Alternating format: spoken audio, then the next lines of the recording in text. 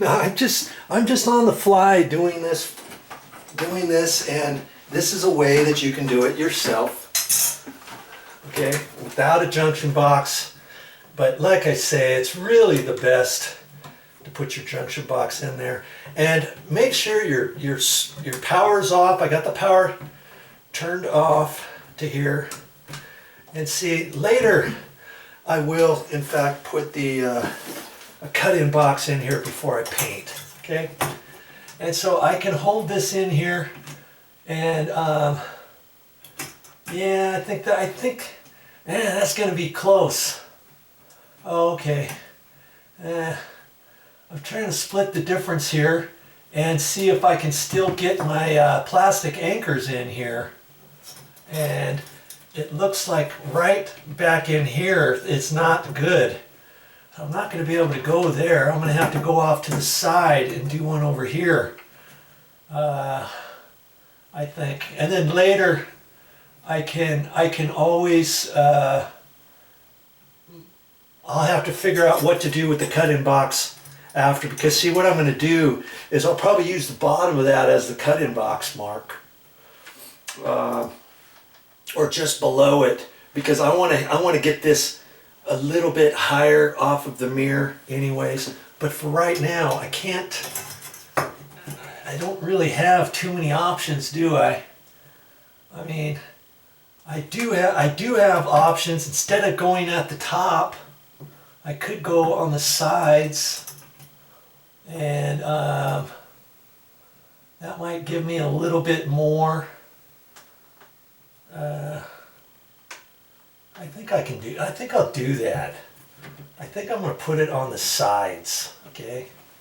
So I don't even have to mark it. I can eyeball that, because if I put it on the sides, then when I get ready to put the screws in, I can raise it up or down on either side, you know what I mean? Okay, so I'm looking at that, eyeballing that, and I'm just going to put I'm going to go up a little. Now, I'll go right there. And then on this one I'll go right there. And that'll give me enough. That'll give me enough for right now. Okay. And hopefully I don't hit I won't hit any stud in there. Now I'm just going to twist this back and forth. It's just my little screwdriver. See? That's all I'm doing here. Like that. And then I'm going to use my Phillips screwdriver, and I'm just going to use it as a drill, turning it back and forth, and that's eating a hole right through the sheetrock with the little edges of the Phillips screwdriver. You see how easy that was to go in there? I wouldn't want to go like that and try to bang it in, because I could break out the back side of the sheetrock. So I'm just twisting with pressure on there. Voila, look at that. Okay. And I've got two little plastic anchors that I've used before. I'm going to use them again. Just little screw-in plastic anchors. Get it where I want. And screw it in. I think you can see those. You see that little?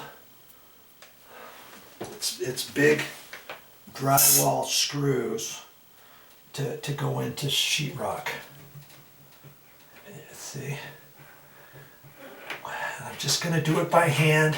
You don't have to get your drill out and do anything funky. Okay, and then your screw goes right into that.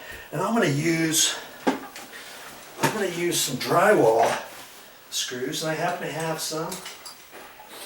Just 1¼ coarse threaded drywall screws. That's all I'm using. I'm not going to use theirs that they gave me, because that's designed to fit into a plastic box. And now see, I have a little ground screw in here too, and that ground screw is pushed right up against the drywall. Oh, look at that, it's going right above the hole. so I don't have to knock a hole in the drywall for the ground screw. Okay, and now I'm just gonna screw this in to the plastic anchors. Okay, hold it up there, eyeball it.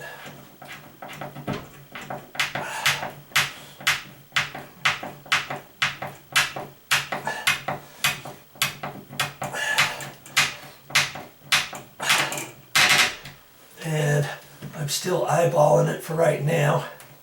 That looks pretty good right there.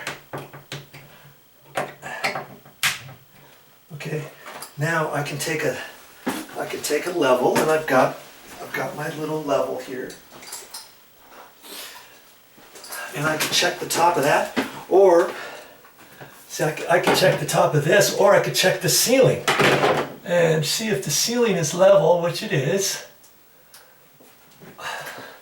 I can just measure off of that on down, or I can measure off of this. And I know the left hand side has to go up. And if I check it, 16 3/4, and this side's 16 7/8. So see, I know the left hand side has to go up just a hair.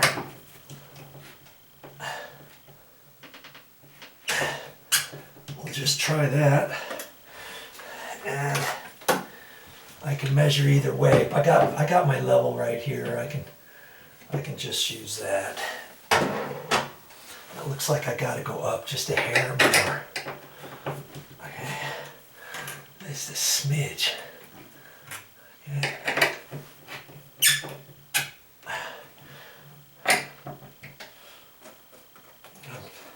I'm thinking that's good. Give it a once over, and look at that. I went too much. Good grief, Charlie Brown.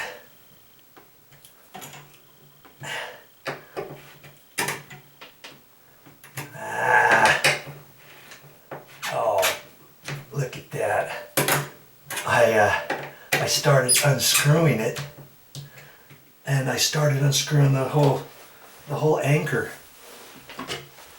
And that's what happens if you get your screw too tight into the anchor. You know what I mean? Oh, Lord.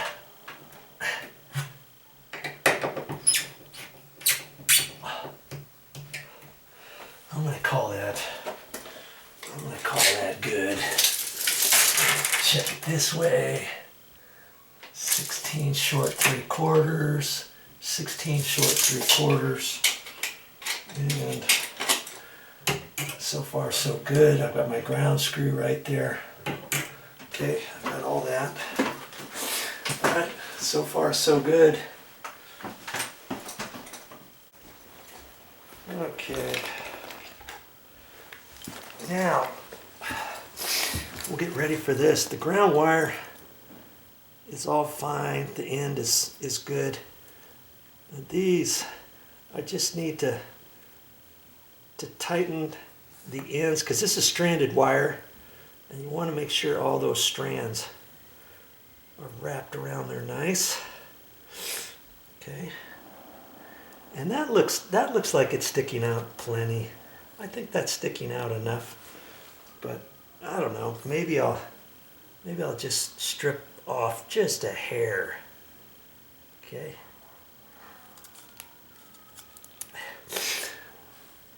And I like to strip it after I twist everything. Or you could pull off some of the little hairs. Okay. That looks pretty good. All right. So now I'm ready to put that up there. And we're going to do that next. See? You don't have to be an electrician to do this. It's easy. Just keep watching.